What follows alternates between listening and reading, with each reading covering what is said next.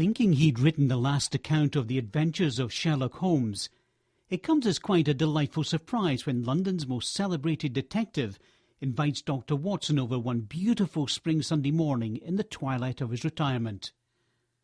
"My dear Dr. Watson," declares he in a voice charged with newfound gusto and electrical energy, "there is one last adventure from my youth that must be recorded for posterity."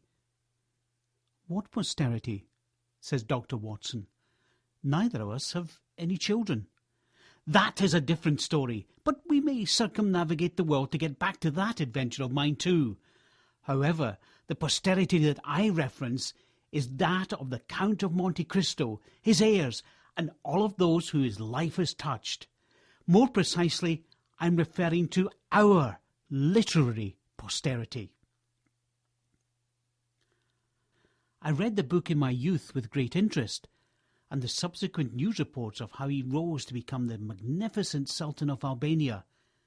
But how can an adventure from your youth relate to such a famous persona without my knowledge? How have you kept such a singular secret from me all of these years?" "Singular, most definitely. We can even call this case singularity itself, as I cut my teeth on it and discovered my investigative powers, which shone more brilliantly under the Count of Monte Cristo's tutelage than I ever had dreamed possible. What I never told you is that Arthur Conan Doyle was my best childhood friend, and his family invited me to join them on their vacation in Paris." "You mean to say that Sir Arthur Ignatius Conan Doyle was your childhood friend? The very one the Queen knighted recently?" Dr. Watson asks. "Yes, the very one. And he and his father play an integral role in this greatest of all adventures. What I'm about to relate to you will change your perception of history and blaze a path to understanding the future."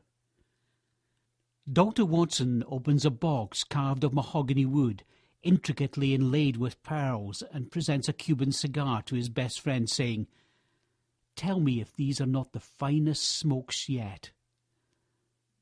While waiting for an answer, Dr. Watson asks, "Have you increased your dosage of cocaine?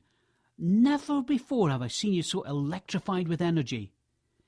"Indeed, I am more electrified than ever, yet not from cocaine. I now eschew that drug which held me in its thrall for years. My energy comes from the possibility of telling you my tale, which I have so long held from the world."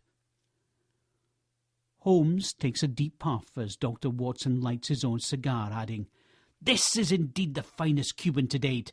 However, it does not compare to the smoke you recommended." "Ha ha ha ha! Let me guess," shouts out Dr. Watson. "You now stuff your pipe with cannabis sativa." "You have hit the bullseye, my dear Watson. Just wait until you see my lab overgrown with various strains and my other amazing experiments therein. Wonderful! I can't wait to write down every detail. Shall we visit the lab now?" "Not yet.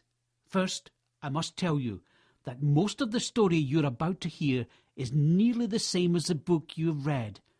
Although I will condense it, you must pay more attention this time for clues that will be important later in the story."